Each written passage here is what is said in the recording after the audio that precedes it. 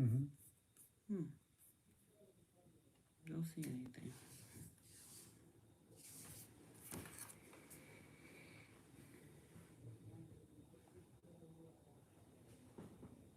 Smidgen.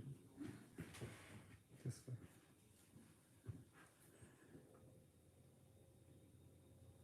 Alla tu derecha.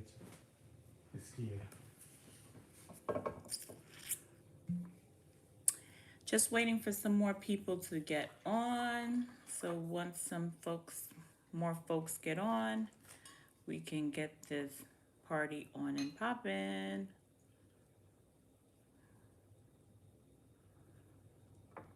Hey guys, whoever is on, can you guys hear me clearly?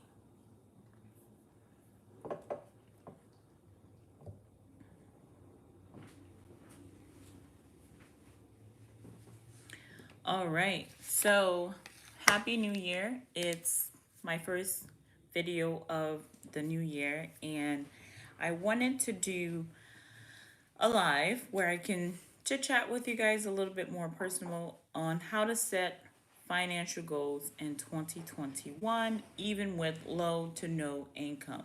I'm gonna take my glasses off because the glare is getting on my nerves. Um, all right, so let's get this show on the road. Hey Brian, let me see. Is that Brian that just talked? I'm well, Brian. How are you doing? Good? Okay.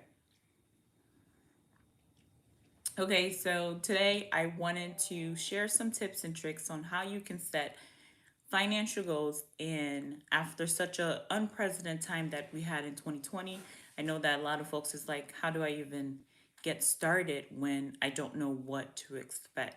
So I wanted to sit with you guys and show you how you can set some financial goals with low to no income or unstable income. Oftentimes, when folks are teaching people how to set goals, it's like, those people usually have stable income or decent middle class income. So I wanted to do something that would be beneficial for for folks who don't usually see videos like this. Okay, so ooh, my glass of wine is ended. All right. So, first things first. Even if you're someone who has low to no income or unstable incomes, like you're a freelancer and you kind of do like Instacart or drive for Uber, so it's like in and out, you can still be able to set financial goals. And there is a method to setting goals that I want to share with you guys. I absolutely love setting goals. It's like one of my favorite things to do. But this year, I'm doing things a little bit different. I read the book called Atomic Habits by James Clear, and he talks about setting systems instead of goals. I'm not novice. I mean, not novice. I'm not like varsity when it comes to like setting systems instead of goals because I've only learned how to set goals and not systems. But this year, I'm learning to set systems and I wanted to teach you guys how to do the same. All right, so I wrote a blog post about how to set financial goals 101 and the link will be in the description box below. So you can go over to my blog and read the very long blog that I wrote for you guys to better understand how to set financial goals wherever you may be in your life right now. Whether you are a multimillionaire or you're just starting out and you're like, in college or in high school and just trying to get budgeting a go.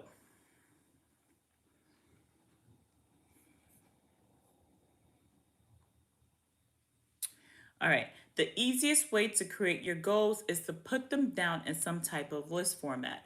So, for example, let's say you want to buy a house or pay down some debt or open up a bank account if you're completely new to this. Just grab a sheet of paper or your phone, whatever you may have, whatever device you may have, and write down what it is you want to get done. That's the first and most important thing. Okay? And you can list your goals from most important to least important, or you can just do a brain dump where you just drop them all down on paper and then rank them, or you can just leave them as is. But list them however you like. But the most important thing is actually listing them, whether it's get a job, um, save up $1,000 for your emergency fund, or whatever. Whatever it looks like, just list them down. Okay. Can you guys hear me? You guys are able to hear me, right? Okay, perfect. For some strange reason, I thought you guys couldn't hear me. All right. So there's different types of financial goals that you can set. They're they range from as small as just, you know, knowing where your money goes to as large as having X amount of dollars saved for retirement. All right. Let me give you an example of a financial goal that you could set this year, no matter what path you are on your journey. For example, if you have just a couple of dollars in your bank account, a financial goal should not be saving $500 next month for a new handbag you saw. A financial goal should be delaying gratification. I know. There's nobody wants to do that. You want to get what you want immediately, but delaying gratification is a great way to be able to meet any goals that you may have. Because sometimes you see things and you want it right now, and that's not usually the best way to go about things. All right. What you can do instead while delaying gratification is that, let's say you set up a goal like I need to have $5,000 in my emergency fund before I can buy that handbag, or $5,000 in my retirement fund before I can look into a more luxurious car, whatever it is that you may want out of life. Number Setting your goals, delaying gratification is one of the very first things I like to share, because we want what we want immediately. But the tips for today's video is: number one, go over your current bills. Know what it is that you're spending, know what it is that it costs. It's very important to know what's coming in and what's coming out. Sometimes we don't know what's coming in and what's coming out. So which then causes us to be a little bit, you know, in financial distress. But knowing what comes in and what comes out in your current bills is a great starting place. Two, build an emergency fund. Whether it's $1,000 or $1,000,000, set a number that is attainable for you and your family and start working towards that number. So build an emergency fund, so if something does happen, and something always happens, you can have a rainy day fund to take care of you and your family if need be. Three, start paying off credit cards and get out of debt completely.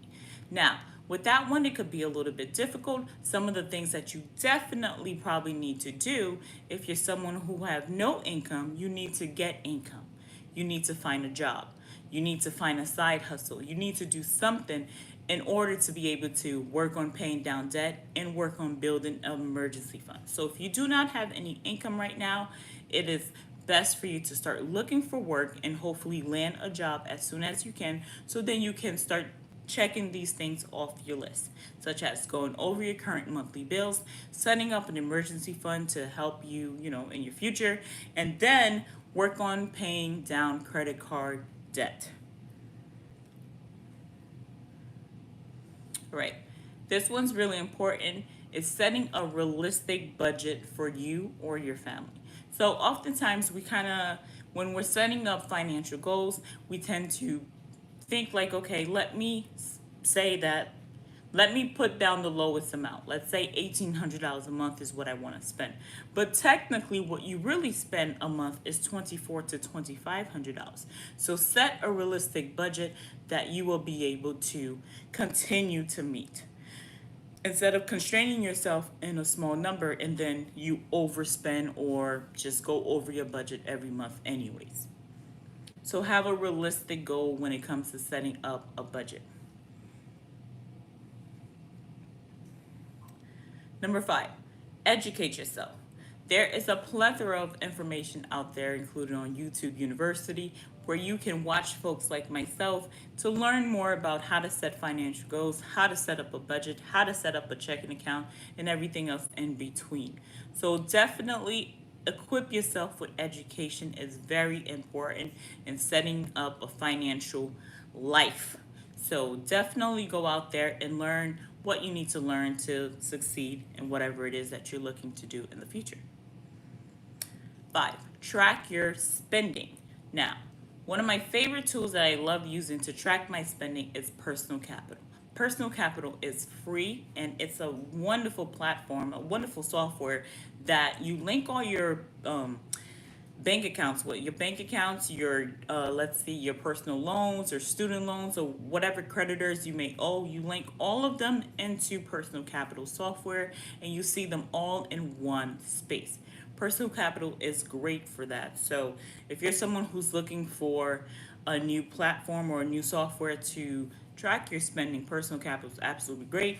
Just www.personalcapital.com and you will find them and you'll be able to start tracking your spending immediately. And one of the things that I love about it, it keeps your history from like a 1 to 3 years in the past. So you'll be able to pull up and see what kind of spending that you did the year before or in the year before that. So it's a great platform. Like any software, it's not completely perfect, but it's absolutely great for being free. So I love it and you will love it too. All right. Now, I don't want to be the bearer of bad news, but definitely try to pay your bills on time. There are some folks who just, sometimes you forget or it slips your mind, whatever the case may be, but pay your bills on time. If you want to set yourself up with good financial goals and just decent credit in the future, you need to pay your creditors on time. Whether it's your rent, mortgage payment, or credit cards or student loans, you have to pay your bills on time. And you're probably saying to me, Belle, what if I have no income? If you have no income, like I mentioned earlier, definitely go out and find a job. See if I know times are different and it's tough. Go online, Indeed, ZipRecruiter, and all those sites that they have job posting on there all the time. Go on there and find and look for a job. See if you can do that. So that would definitely be one step forward to getting you meeting your financial goals in 2021 and beyond. All right, so this one's a little unconventional, but I like doing it because it just helps me out a lot. So open up multiple savings account. All right, so have you guys ever heard of cash envelope system? Well, this is a virtual cash envelope system that I will be sharing with you guys. So if you bank with a bank like Capital One, they have the Capital One 360, and you can open up multiple bank accounts. And with those multiple bank accounts, you can use it as a cash envelope, well, a virtual cashless envelope system with different debit cards. So before I used to do cash envelopes with actual cash in an envelope, and it worked out great. It's a great way to keep your spending down and to keep track of how you spend. And there's something about having cash in hand that causes you to not want to spend. So it was a great tool using it. But one of the reasons why I took a step back from it because it was tedious to go pull out money from the bank, and also just you get a little worried about moving around with hundreds of dollars in your wallet. So because of that, I kind of take a step back from it. But the new way that I'm doing it is with multiple bank accounts that allows me to have a cashless envelope system. And it's absolutely free to open up these bank accounts with Capital One. And you can have, for example, let's say you have 5 cash envelope systems. You can have one for food, for gas, for food would be like dining out, groceries, let's see, just regular, knick-knack maintenance things. And number 5 could be whatever you want. So each of those cards would have X amount. You would put X amount of dollars on it each month. And once you spend that X amount of dollars that's on there, that is it. You do not use it anymore. You don't transfer money from your savings there to use. No, that's it. So that means you ran out of cash and that is it. It's a great way to help you stay on task when it comes to meeting your financial goals and not overspend. So I would highly recommend you look into cashless envelope systems. Plenty of YouTubers have filmed different videos on that. If you're interested in seeing me film a video on that, let me know and I'll be glad to work on that for you. This one is absolutely important. It's not something that I learned until later on in life, but pay yourself first. As you notice, the government always takes out their share of whatever you make every single week, month, or whenever it is you get paid. They make sure to take out their share first. So do yourself a favor, pay yourself first before you pay your creditors or those you may owe. So, for example, let's say you make $100 this week, and they took out $20 out of for taxes. So now you're left with $80, and you're thinking that, hey, I need to do groceries, I need to put gas in my car, I need to do a couple of things with this $80. I highly recommend you take 10% of that 80 and put it away up in some interest-bearing account or some form of investment or savings for the future. Always pay yourself first. That is a huge financial goal, and like just a reminder for you to remember that paying yourself first is absolutely important. Do not forget to do that because we oftentimes don't, and we don't oftentimes are told to do that. So please pay yourself first. Because the more you pay yourself, and depending on where you're investing this money, especially if you're investing to the stock market or a 401k or an IRA, the power of compound interest is your friend. There's magic in compound interest. So the more you save, the more it grows. The longer you save, the more it grows, and all that jazz. So make sure you take, even if it's $80 a week, take 10% out of that and put it aside for your future nest egg. All right, automatic deductions. So I am a little iffy on this. When I wrote this blog post, I was big on the automatic deductions, but I'm a little iffy. It's good for a couple of reasons. It's really, okay.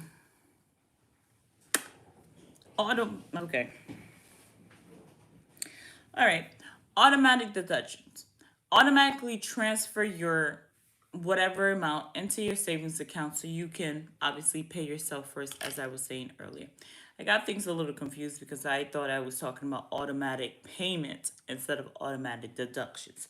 So automatically deduct X amount of dollars from your checking account into your designated savings account on a weekly, bi-weekly, or whatever, whenever you're paid basis, to allow you to be able to save up for emergencies fund or a short-term fund or a long-term fund, whatever you may have. It'll be able to help you do that faster because it just automatically gets done instead of waiting for you to do it, because it's a little hard, and you need a lot of discipline to be able to take X amount of dollars out of your paycheck every week. Growing up, I had a job at a nursing home. I was about 16 when I was working, and one of the things that I did was automatically deduct $100 every week from my paycheck, and before you knew it, I had $3,000 saved, and I did not even know how I did it, but it happened. Automatic deduction is a very efficient way to get your savings plumped. Very. But once again, you're probably sitting here thinking that, hey, what if I don't have an income? Like I said before, go out and look for a job. So then you'll be able to apply these steps into your life and then be able to get to where you need to go in the future. All right, sinking funds. Create a sinking fund. Let's talk about what sinking funds are. So sinking funds is in sort a budget within a budget, if that makes any sense. So let me give you an example. Every single year you have car insurance if you're someone who drives or owns a car. And you know your car insurance usually comes out, let's say September and March, because it's every 6 months type thing. So because of that, you can base, and the number is roughly usually the same if you didn't get into any car accidents or situations. But let's say that it's $1,000 for the whole year. So 500 in March and 500 in September. So you can create a sinking fund where you start saving in advance for the car payment, for the car insurance payments. So whether it's $60 a month or $50 a month, but you divide that $1,000 into the X amount of paychecks that you may have or the dollar amount that you're able to save, and you save that every single week, month, or whatever the frequency will be. You choose that. So that's how you create a sinking fund. And you put that in one of your Capital One 360 checking accounts, and you put that away, and you mark it sinking fund for car insurance, and you do not touch that until it's time for you to pay that. So come March of 2021, you just pull that money. You have the $500 to pay. You don't have to worry about it. And come September of 2021, you just pull that money and you pay your car insurance again. You don't have to worry about it. But like I said, these are all tools and goals that you can set in place once you have income. Even if it's low income, you can do this. Even if your income is unstable, like for example, you do Uber or Instacart, whatever the case may be, you can still do this. You just have to sit down and start just kind of mapping out what is it that you want out of your life. So it doesn't Setting up financial goals, you don't need to make six figures to do it. You can do it on a low income. You can do it with unstable income, but you definitely can't do it with no income. So you're gonna need to go out and find a job if you're someone who haven't had any work. Which leads me to this goal: make extra income. Making extra income will help you get your goals even faster, whether it's a down payment for a home or a down payment for a vehicle. Whatever it is, making extra income will help you get to that. So I'm going to share some ways that you can make some extra income in 2021 right now at home, remotely, and staying safe. One of the ways that I make some extra income, and it's now become a little bit more passive because I started this a while back. There's a lot of hard work up front, but there's dividends that pays out in the back end. And that is starting a blog. Starting a blog is a great way to make extra income. And like I said, there's a lot of work to it. It's not easy. It's not like, boom, I start a blog and I'm making hundreds of $1,000s a year. No, there's like anything in life, you're going to have to put some sweat equity in it. You're going to have to do the hard thing, which is the work. So, starting a blog is a great way to work from home and help out a mass of people and make extra income once things start flowing. All right. So if you're someone right now who have extra space in your home, you can rent out your home on Airbnb. There's plenty of folks who are doing very well, quadrupling their mortgages at that, renting out the spare room or the basement or even their garage on Airbnb to make extra income. So there's plenty of sites right now online that you can look up to see whatever niche you may find yourself in. Like if you like dogs, there's rover.com where you can walk people's dogs, or there's so much out there that you can look up to see what you can do to start making extra income. So, all right. So now this is a huge goal of mine that I'm working on personally and wanted to share with you guys also that you can work on. It is setting up a nest egg for retirement. And so I'm taking all the tools and resources that I mentioned earlier in this video and essentially taking it there because I want to make sure that I have funds to be able to retire. So definitely always think about the future with all the things that you do in the present. because the future does matter. Because you don't want it to catch you off guard like, oops, I'm 65 and I have nothing. So please, whatever age you may be, even if you're close to 65, there's still some things you can do today to make your tomorrow a little better. So take some of the advice that I said from all the goals and tips earlier in the video and try to apply them to your life to try to, do the best you can going towards retirement. So this one's huge. If you're someone who's a homeowner or even if you're rent, try to save around your home, whether it's with electricity or with water and heat. Try to set your thermostat on a number that is reasonable for both you and your family and for your pockets. Try to unplug things when you're done using them or use energy efficient bulbs for your lighting to be able to save long term on your home. And if you have a dryer, just tumble dry, like turn things off. You can either just hang your clothes instead of drying it if it's not something super important. But yeah, there's different little ways for you to be able to save money at home and around your home. So just look around to see what are some things that you could be doing better right now to be able to save money long term. All right. So I have a couple of bonuses for you guys, and one of which is if you're someone who have small children, please, and if you're able to, even if it's $50 a month, do start funding a 529 plan or some sort of college saving plan for your children. Because as you guys are very aware and you see, colleges are getting even more expensive by the day. It's actually insane. I don't know how sustainable that is for the future, but do make sure that your kid is not caught out in the rain or caught out just alone because no one thought about them when they were small. If you're someone who's in a position to be able to do that, please start saving for your child today. All right, so just to sum things up, just 3 main types of financial goals that each and every one of you guys right now who are watching me should have in your life is short term. Let's start. It is 1, short-term financial goals. Short-term financial goals are the ones that I talked about earlier, such as creating a $1,000 emergency fund in the next 3 months to help pay for anything, or just, just to be safe. An intermediate term goals is like taking classes to improve your career or savings towards a new car for the next year or a down payment for a house or just looking for a better paying job. And long-term goals is, growing your retirement fund, saving a down payment for your dream home, taking the vacation of your life, whatever the case may be. But those are the 3 types of financial goals that exist: short-term, intermediate, and long-term goals.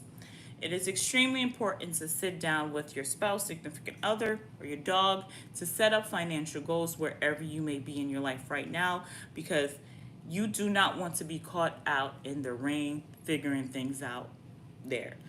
If, just take some time, a couple of hours on a Sunday or whenever, and grab a notebook and start working on what do you want out of your life. So it is extremely important to set good financial goals so your future self will thank you because of those steps that you took today.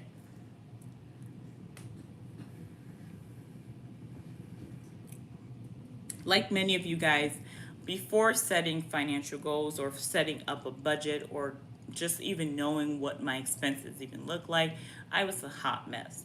And some days I still am a hot mess, just trying to figure things out. But some things that I do now that I did not do in the past is every Sunday I sit and go over my expenses to just keep a tally of what it is that I'm spending on, which allows me to then be able to regroup if need be, pivot, or just find ways to make more money. So I highly recommend you pick a date out of the week to sit down and calculate what it is that you spend on and how you can find ways to make extra money if that is feasible for you. All right. And some things that I used to do back in the day is live beyond my means, like just do things that I know I couldn't afford, but just to do it because everyone else was doing it. Now, between everyone's being home anyways and just like being an adult now and having two young children, I'm a little bit more mindful of the things that I decide to do. I don't do it like that anymore.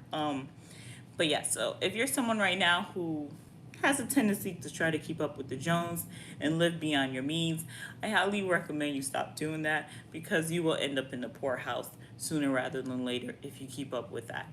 For sure, I'm telling you. So, do yourself a favor, create a financial list goals. Like, let's say you want a Chanel bag, and because I don't know, your neighbors have one. If that is your ultimate goal, write that down. Reverse engineer how you can get to that Chanel bag, whether it's in 3 months, 6 months, whatever the case may be. Just get to work to accomplish your financial goal of getting that bag. So, I yeah, just prioritize whatever's important to you and get to work. So, the only place success comes before work is in addiction. Oh, great. It's back. Sorry about that.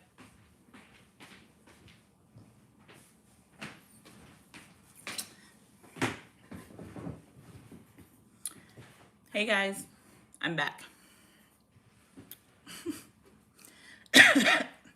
You gotta love live.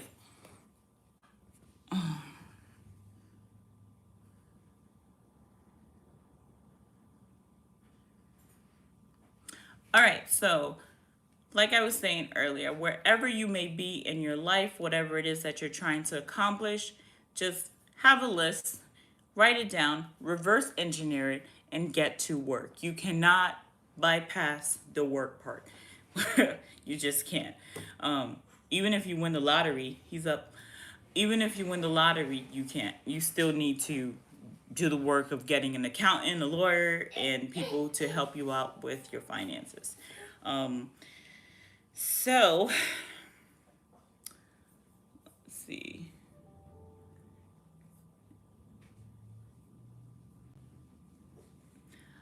Ah, hey guys. Hey Monica. I did not even see you guys there. So it's something. Someone just called me and it booted you guys out. Um, so annoying.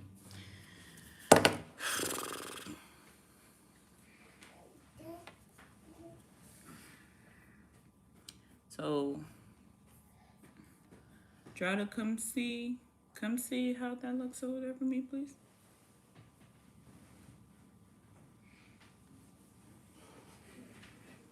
Does it look blurry? Oh, you okay? It's looking blurry on my laptop. So the technology, man. It's always something. All right. All right. What? Go this way? Mm-hmm. All right.